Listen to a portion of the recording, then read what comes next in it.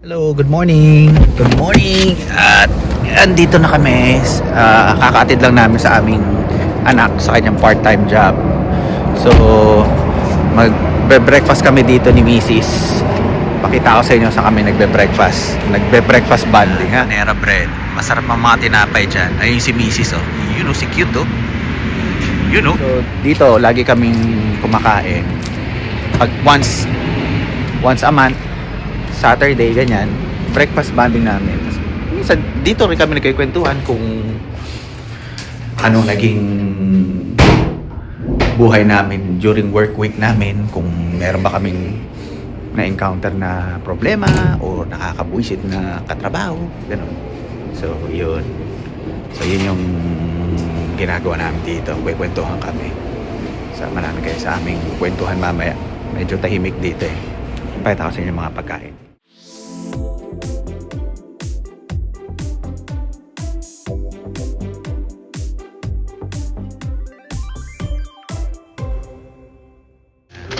Ayan na yung aming pagkain. So, ayan si Cute. Good morning, Cute. Yan. Happy Saturday. So, normally ganyan lang ang aming breakfast banding. So, naghahati kami dyan sa tinapay na yan. Kasi laki oh. So, breakfast lang naman eh. Ayan. Yan yung madalas namin ginagawa. Tapos may potato chips. Hati lang kami. Yan. So, okay na yun to share. Ang nagastos namin dito, 17. Kasi may tax kasi 17 something. 17. Almost $18. So, sabi ko nga sa previous sa unang video ko dito is nasa 20 to 17. Pagtipid yan, ganyan. Yan. Yan ay ma-expect nyo kainin. Tipid-tipid. So, yung makakain namin. Hindi naman natin to ginagawa every week. Ano lang. Kasi dito sa Panera Bread, dito kami nag-heart to heart talk kung ano nangyari sa amin sa mga nakaraang araw, sa trabaho, sa bahay. Yan nga. Tapos pag-uusapan namin para kung ano yung next na move namin para sa aming mga araw-araw na buhay. Yan. So, yan. Kakain na kami. Kain na kami. Kala ko picture. Halika na, kain na muna tayo. Na yan. So, yun yung banding namin dito. Yan. Ilalagay namin dyan. Yan. Ay! Sa akin naka-focus. Tabi ka sa akin dito. Yan. Yan. Nakatabi tayo. Yan. So, yan. Yan na. Ano gusto mo? Kanang kaliwa. Kahit sino dyan. So, yun. Kahit sino dyan? Huwag ka lang mangangaliwa Hindi. Yan. Usog natin yan. So, yung yan. Laging yan. Ito. Ganito yung banding namin lagi. Pag we make sure na nakakapag-usap kami ng weekends kung ano yung mga nangyari, happening sa amin sa mga trabaho namin. Kung may nangyari bang hindi maganda o may maganda nangyari. Kung meron bang nambuisit sa amin ng linggo sa trabaho. Hindi naman laging negative. O hindi naman negative. Marami rin naman positive. Kasi dito, hindi na siya yung katulad ng buhay sa Pilipinas na after work, may friends na mag-ano. Although may friends kami, pero busy din naman sila. Kaya kayo lang talaga, kami dalawa lang talaga yung nagiging magkausap most of the time. Kasi kayo dapat yung partner. Kayo dapat yung nagtutulungan. And malaking bagay yun. Kami yung life support ng bawat isa. Kung medyo yung isa depressed o down sa kanyang trabaho na may na-experience this week, sabihin lang niya yung mga kung ayaw mo sa trabaho mo, yun. Okay lang. Parang gawa natin ang solusyon paano ka mag-grow. Kasi katulad nung na-mention niya sa previous vlog, magkasama kami sa company before.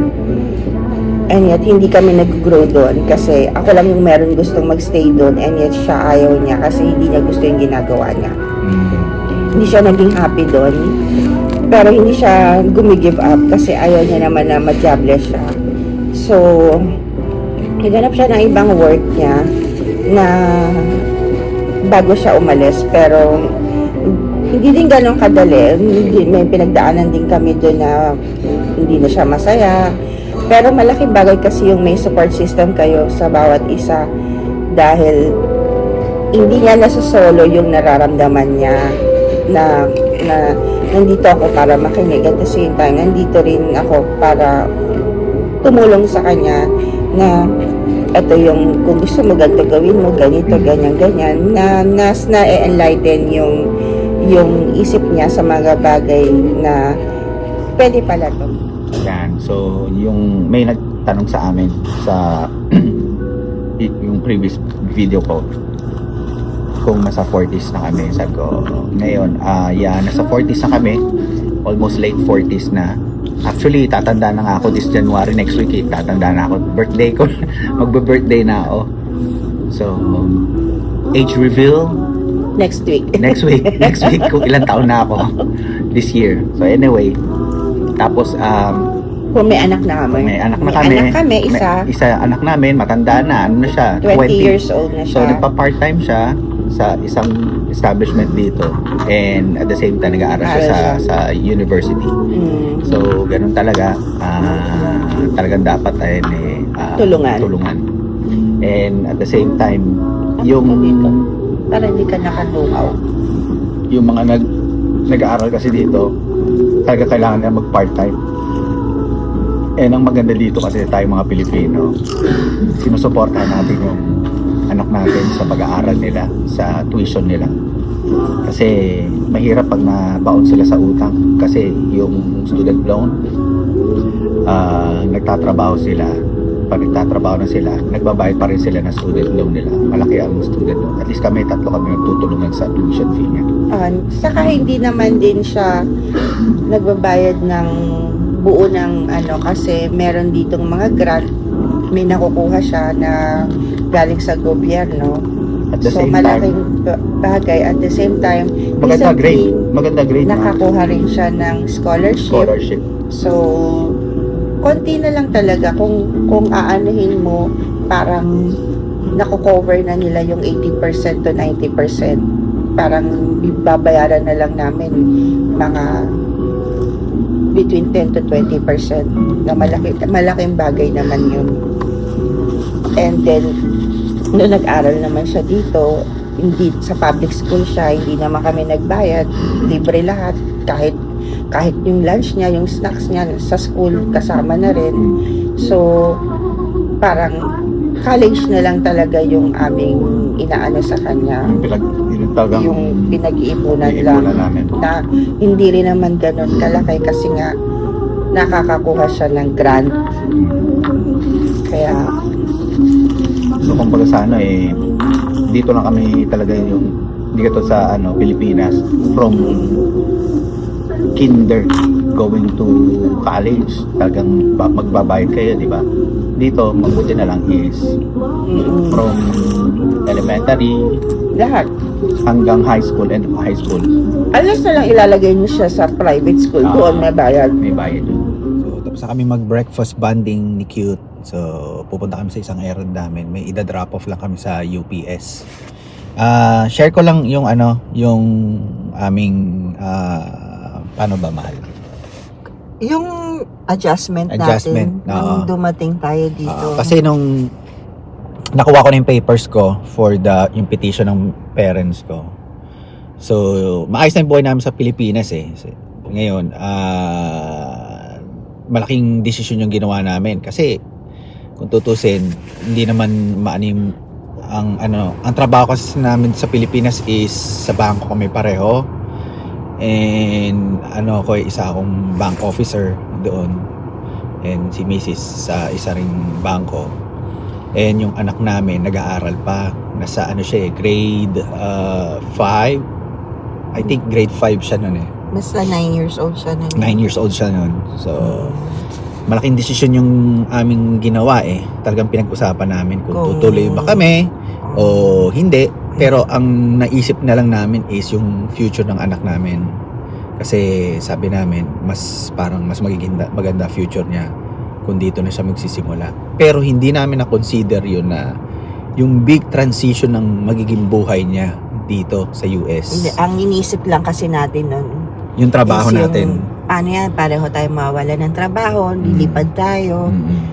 Puro sa atin lang dalawa nakafocus. Kasi syempre para yung i-build natin na Buhay. buhay, back from the scratch tayo. Wala tayong bahay, wala lahat. As in, wala. Damit lang ang dadalhin namin. Ah. Kung ano man yung meron kami na ano, lahat yun wala. Lahat binenta.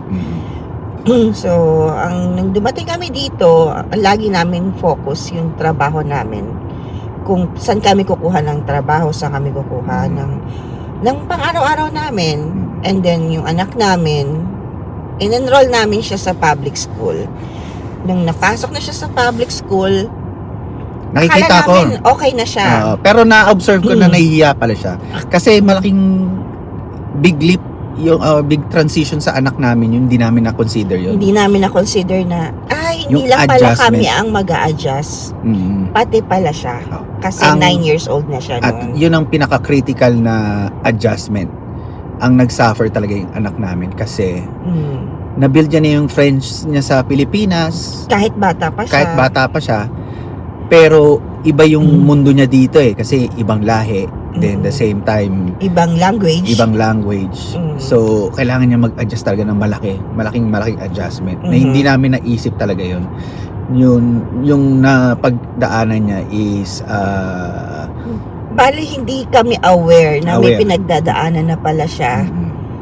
Na dahil masyado kaming busy sa paghahanap namin ng trabaho. Parang sinishare lang namin to kasi Para lang malaman nyo. maging aware kayo Oo. na hindi lang yung focus mo doon Sa trabaho. Paano trabaho. mo, dapat Meron maisip din mo rin palang- naisip nyo rin na May nag-a-adjust may din nag-a-adjust palang din mas maliit na Oo. kailangan nyo rin ng suportahan. focus. Emotionally, Mm-mm. dapat suportahan nyo siya. Which is na nagawa naman namin na kasi yung first, sabihin na natin, first 6 months niya dito, talagang siya yung parang Nag-struggle siya. So hanggang sa Ang good thing about that kasi nagsasalita siya. Oo. Hindi namin kasi malalaman kasi happy kid siya pero hindi namin malalaman talaga na nag-struggle na pala siya. Ang maganda kasi sa anak namin kapag ka napupuno na siya, nagsasalita siya. Nag- Hindi niya kinikip Hindi sa sarili niya. kinikip. So, kaya lang kapag ka hindi niya na kaya, doon siya nagsasalita. So, nung nagsalita siya, nagulat kami, nag-burst out na, umiyak na siya. Doon namin na-realize na, teka lang, hindi lang pala kami, siya rin pala. Hindi naman sa nabully siya kasi Oo. hindi naman yung school dito hindi naman Hindi tinotolerate naman. na bully. Oo, kaya Yung lang, nag-adjust din siya. emotional adjustment niya talaga napaka syempre bata So Nanibago siya hanggang sa na-build naman niya yung yung kanyang friendship na dito, mga buhay niya. So masaya na siya talaga dito. Yun lang yung sinasabi namin is yung first year niyo siguro dito. Or baka hindi lang first Baka year. hindi first year o second, Oo, depende. first, second year. Depende sa tao na rin yung kung paano nyo I-handle. i-handle yung adjustment nyo. Importante pa rin kasi na hindi mo pipilit sa kanya kung anong gagawin niya. Is sasabihin mo lang, i-open mo lang sa isip niya kung bakit siya nasa sitwasyon na ganito. Explain nyo lang. Explain mo lang sa kanya na eto yun, hindi pa pwede kasi sa kanya yung hindi, dapat ganyan, hindi, dapat ganito. Dapat i-consider nyo rin yung emotion ng tao.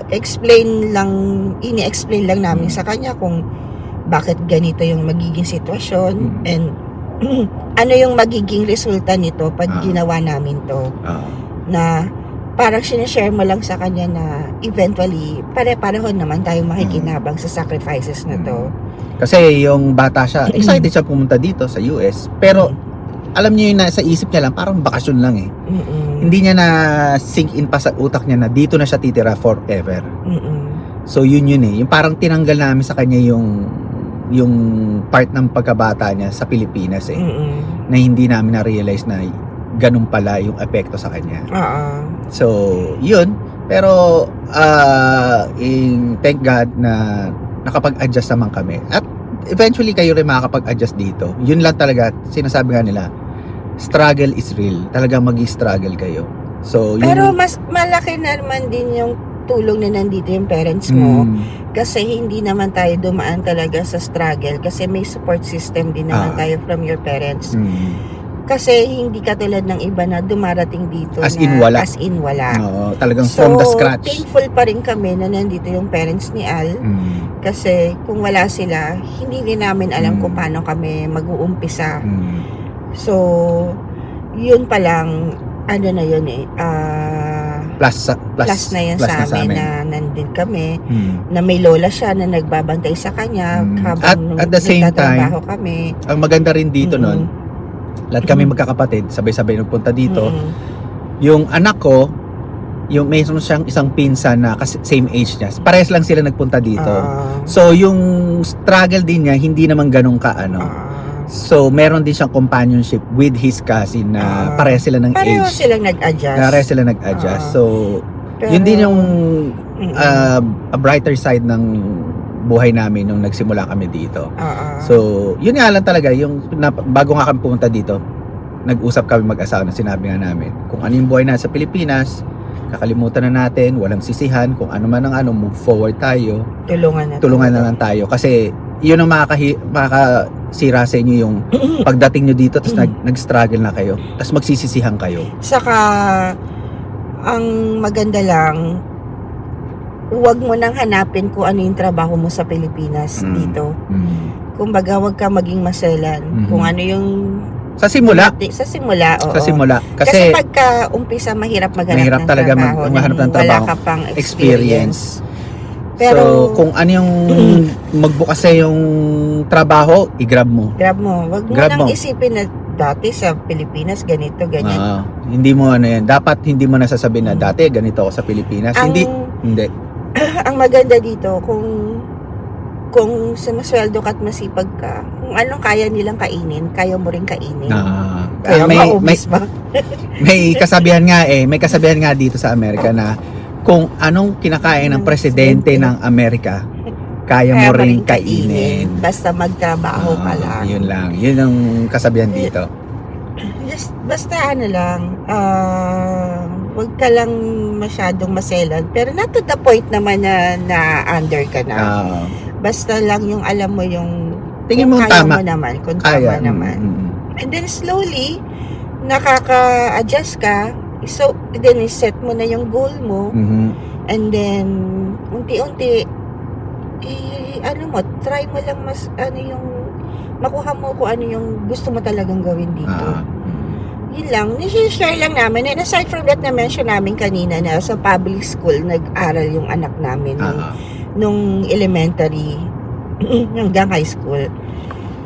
Marami kasing nagsasabi kasi na, bakit public school, ganyan-ganyan, hindi na lang i-private. Number one, hindi namin kayang i-private school yung anak namin. Mahal din ang tuition fee. Dahil mahal ang private school.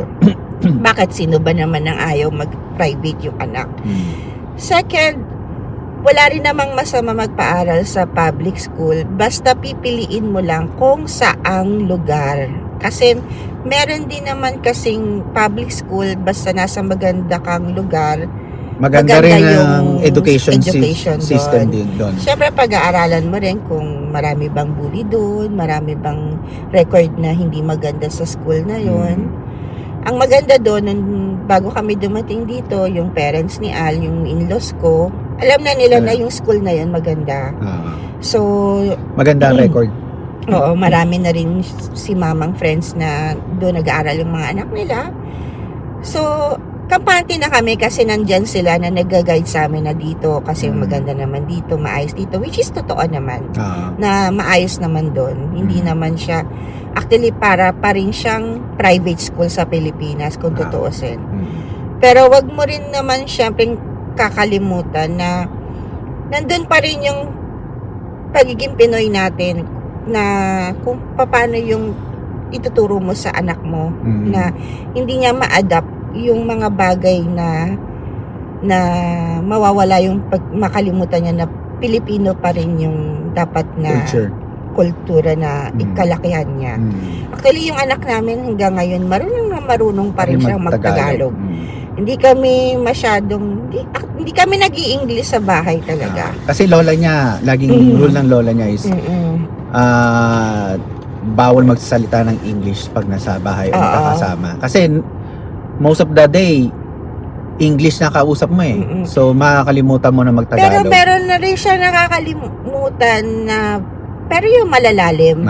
Pero marunong pa rin siya. Sa Kaya Tagalog. lang nga, pagka mag-explain siya, mas komportable na siya Sa in English, which is okay lang naman.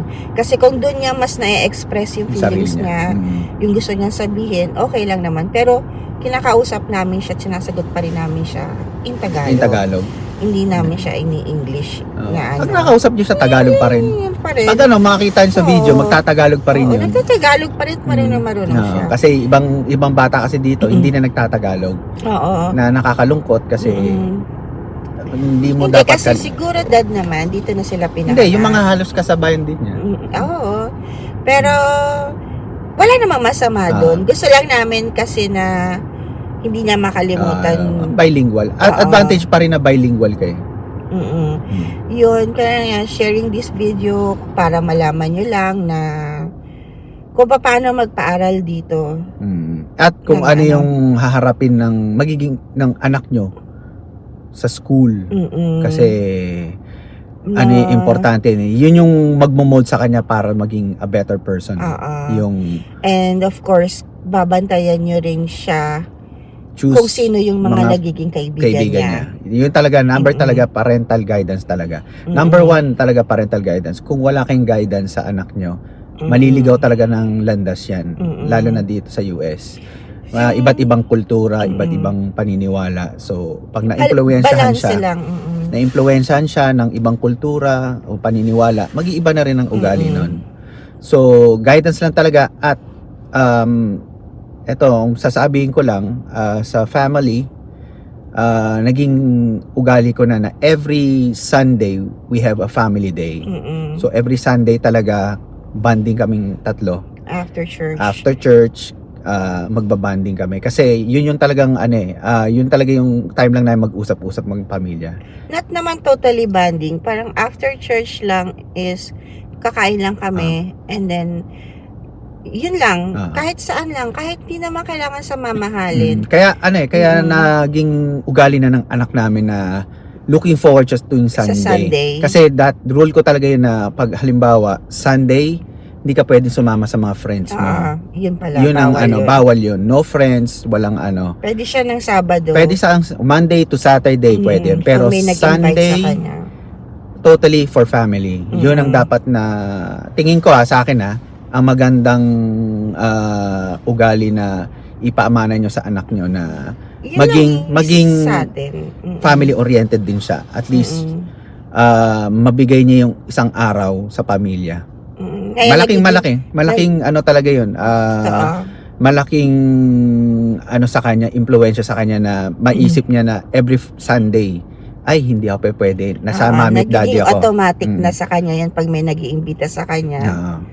Automatic na ay Sunday. There was a time na meron siyang ka-close friend na Sunday available. So, instead na siya pumunta, sinama na lang namin. So, pag Sunday, kasama namin yung kakain kami sa labas. Kasi alam niya na pag Sunday, family time. So, gusto rin niya makasama yung friend niya na yun. So, instead na siyang mag-stay doon, siya na lang nagsabi na sumama ka na lang sa amin. Habang nagbabanding tayo, kasama ko yung parents ko. Kasi kakain kami, nagiging friends na rin namin yung friend niya. Especially sa kanya, kasi boys sila. So, at the same time, nakikilala namin kung sino yung nakakahalubilo ng anak niya. Yun nga mas maganda nga kung lalabas o may mga invited na kaibigan ng mga anak namin.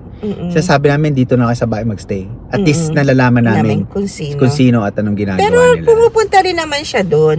Hindi naman namin laging overprotective. Pero at least pag halimbawa nagpaalam siya, ma'am, dad, punta ako sa kay ganito, ganyan. Papayagan na namin kasi kilala na namin yung tao eh. Kahit na 20 years old na siya. Ganun pa rin. Nagpapaalam pa rin siya. Hindi siya, doon nagde-drive na siya, pero hindi rin siya yung basta na lang aalis. Na ano niya na kailangan ko magpaalam. Pay respect. Oo. Mag-pay respect Kahit siya. nasa office kami, wala kami sa bahay, magte-text siya yun. na, can I go with ganyan? And then, yun, pagka nandun, nasanay na kasi siya. Hindi yung minsan kasi magugulat ka lang, wala yung wala anak na. mo, hindi mo alam kung saan pupunta. Hindi naman niya ginawa yun. Never. Kahit nga mag-gym siya, Mag-gym lang. magte-text na siya na Miski nga papunta ito na nga, siya ng gym. miski nga yung magna-number 2 lang, magpapaalam pa eh. Hindi naman sa gano'n, yung kasi pag may lakad, sasabihin lang niya na pwede ko mag-number 2 muna kasi can you wait? Yung mga gano'n. Not naman to the point na every time na gano'n. Kumbaga sa nandun pa rin yung niya na may courtesy, may nag-aantay or ano. Yun lang, parang talagang guide lang and pa-feel nyo lang sa anak nyo na kahit busy kami, may time and we're here to kung listen. kailangan mo kami, We're here, kahit 100%. pagod na kami, uupuan ka namin, makikinig kami. Importante yon kasi a lot of times kahit na broken hearted siya, umuupo siya sa amin, tapos sasabihin niya. And kahit pagod na pagod kami, we're here to listen. Nakikinig kami. Kasi walang iba eh. So dapat Ikaw lang i-practice yun na maging yung anak nyo open sa inyo. Kasi eventually pag kinalaki nyo, natural nang gesture niya na mangyari na pag may problema siya, kayo ang unang-unang nasa isip niya. Pero definitely hindi naman niya sinasabi lahat. Oo. Pero yung mga major issues niya. Ang maganda kasi doon, Dad, pag hindi niya na kaya, sa atin siya. Yun nga, yung major niya na yun lang. Tayo ang number 1 paano niya. Nasa utak niya, hindi yung kaibigan niya. Kasi alam niya na yung advice namin is tama. Yun yung lagi nasa isip niya. Namin na, kami lang yung magsasabi ng totoo kung pangit ba yan ginagawa mo or kung okay ba yung ginagawa mo. Yun yung yun lang yung simpleng bagay pero importante. Minsan maisip mo, kala mo mag-uusap lang kayo ng anak 30 minutes. Pero minsan umaabot kami 3 hours. Mag-usap lang kami dahil sa nag-a-advise. Kahit pa kami kinabukasan. Ina-advise. Hindi kami nananawa ka pa. Kaya ngayon yung anak ko dahil sa lagi kami nag-a-advise sa kanya, yung mga kaibigan niya sa kanya rin pupunta. Kasi natututo na rin siya mag-advise. So magandang rin practice sa kanya yun. So rin niya na kaya lahat ng mga kaibigan niyang may problema. Sa kanya dumediretso. Sa amin pumupunta sa bahay. Dahil ang kailangan yung makausap siya. Makausap siya. Which is ang ganda lang. Ganda lang makita ng ganon. Kaya yun, parang mahaba na to. Just sharing our lang naman kung paano namin hinahandle yung mga bagay-bagay dito. Ng siguro hindi rin ganun kadali kasi tayo isa lang, paano pa yung iba na madaming anak. Iba-iba syempre ang ugali ng bawat isang anak. Syempre iba hirap rin. So hindi tayo makarelate doon kasi isa lang yung sa amin na, pero yung amin lang sinasabi lang namin yung na-experience namin. Experience lang namin. These are all just based on our experience. Kaya lang sinishare lang namin, baka lang may inputs kayong makuha. Lalo na sa mga bagong dating dito na meron din silang daladalang anak. Pares wala namang anak. Almost pares ang situation namin. Kung paano lang mag-adjust. So yun. Yun lang. So, Thank anyway, you kung nakaabot kayo dito. So anyway, salamat. Don't forget to like and Share and subscribe. Share and subscribe. Okay? Para marami pa tayong mapag-uusapan ng pagkukwentuhan sa mga other videos namin. Okay? Bye. Thank you. Thank you.